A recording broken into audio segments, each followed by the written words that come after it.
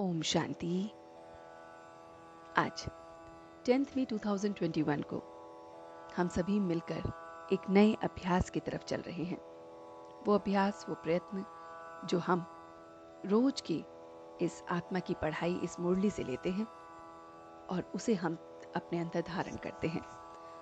तो आज हम आपको वरदान और स्लोगन जो आज की मुरली का है 10 मई 2021 का, उसको कैसे प्रैक्टिकल लाइफ से जोड़ना है उसे आइए समझते हैं। तो सबसे पहली बात आज के जो स्लोगन की है वो है कि स्वयं के साथ साथ प्रकृति को भी पावन बनाना है तो संपूर्ण लगाव मुक्त बनोगे। आइए इस बात को समझते हैं कि स्वयं के साथ साथ प्रकृति को भी हमें अच्छा बनाना है।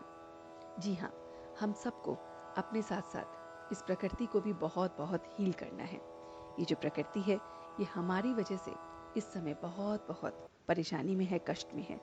तो अगर हमें अपने को बदल रहे हैं या अपने को सही डायरेक्शन में लेके जा रहे हैं या थोड़ा बहुत परिवर्तन कर रहे हैं तो हमें इस प्रकृति को भी पावन बनाना है।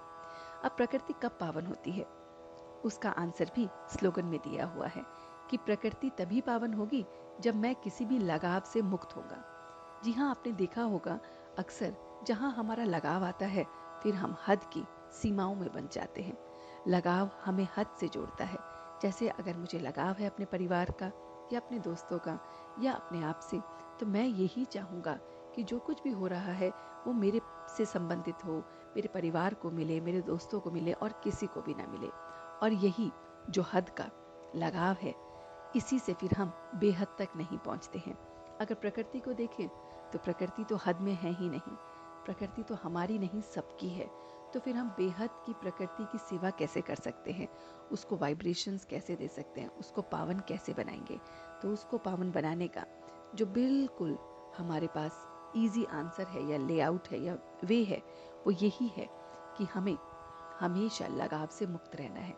उसके लिए हमें क्या करना है, कैसे हम अपने आप को लगाव से मुक्त कर सकते हैं। हम पूरे दिन नहीं अपने आप को लगाव से मुक्त कर सकते तो कम से कम 5 मिनट जरूर निकालें। 5 मिनट निकाल कर अपने आप को देखें कि मैं ये शरीर नहीं हूँ, मैं वो चैतन्य शक्ति हूँ, मैं इस देह से न्यारा हूँ, इस देह के संबंधों से भी न्यारा हूँ। मेरा ये बेहद का संसार है, सबके प्रति मेरी एक जैसी ही वाइब्रेशंस है और उसमें ये प्रकृति भी आती है। और इसलिए मैं इस प्रकृति को भी बहुत बहुत पावन बनाने की वाइब्रेशंस दे रहा हूँ।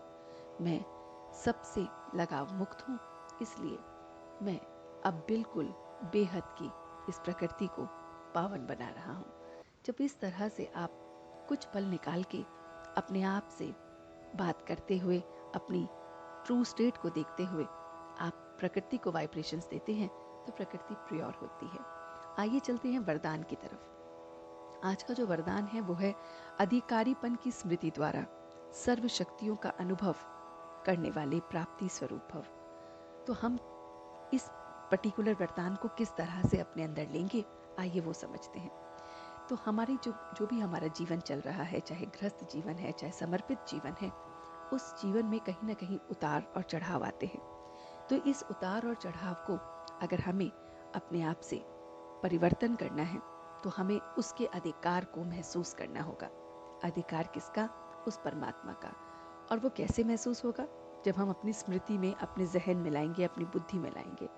हम अपनी बुद्धि में जब ये लाएंगे कि मैं किसकी संतान हूँ, जी हाँ, अपनी बुद्धि में जब 1 मिनट के लिए आप ये लेके आते हो मैं किसकी संतान हूँ, और वो फिर आपको आंसर करता है कि तू उस परम पिता परमात्मा की संतान है। ये आंसर में ही हमें सारी शक्तियाँ, सारे संबंध उसके साथ जुड़ जाते हैं और सारी ताकत उसके साथ महसूस हो जाती है।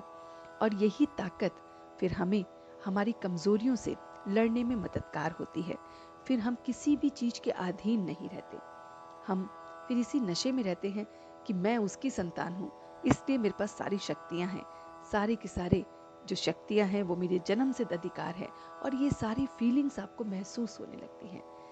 आपने अगर अपने आप को इस वरदान से भरना है तो बस अपने को अधीन होने से बचाना है। और अधीनता, डिपेंडेंसी हम किस तरह से निकाल सकते हैं, वो एक ही क्वेश्चन से निकाल सकते हैं और वो है मैं किसकी संतान हूँ। मैं उस सर्वशक्तिमान की संतान हूँ इतनी सारी शक्तियाँ मेरे पास हैं, मैं किसी भी तरह से अधीन नहीं हूँ और मेरे पास सब कुछ प्राप्त है। तो फिर आप मांगने नहीं लगोगे, आप दूसरों से खुशी नहीं मांगोगे, प्रेम नहीं मांगोगे, आप दूसरों से कुछ पल नहीं मांगोगे, आप अपने अंदर भरपूरता को महसूस करोगे। तो इस तरह से हम जब रोज रोज के इस वरदान को इतनी गहराई से समझकर अपनी जिंदगी में लाते हैं तो वो फिर हमारा अपना बन जाता है। तो आज इस वरदान और स्लोगन को कंबाइंड फॉर्म में अगर हम देखें तो हमें बहुत सिंपली एक बात याद रखनी है। इसके और सार के अंदर सार को भी अगर हम देखें तो इसके अंदर हमें एक बात याद रखनी है कि मैं कौन हूँ। मैं उस परम पिता परमात्मा की संतान हूँ, मैं सर्वशक्तिमान बाप की संतान हूँ, इसलिए सारी शक्तियाँ मेरे अंदर मौजूद हैं। मैं किसी के भी अधीन नहीं हूँ, मैं हद का नहीं बेहद का हूँ, इसलिए सारे लगाव से मैं मुक्त हूँ और इसलिए मैं स्वयं के साथ साथ इस प्रकृति को भी बहुत बहुत पावन बना रहा हूँ क्योंकि वो सर्वशक्तिमान मेरे साथ है। तो इस तरह से जब हम वरदान और स्लोगन को अपना बना लेते हैं तो ये पूरे दिन हमें मदद करता है और हम इसे अपने साथ लेकर अपने अंदर परिवर्तन को महसूस करते हैं। तो कीजिए इन दोनों बातों को बहुत गहराई से अपने अंदर अमल कीजिए। आपसे फिर मिलते हैं कल को अपने नए वरदान और अपने नए स्लोगन जो बाबा हमें सिखाएंगे। ओम शांति।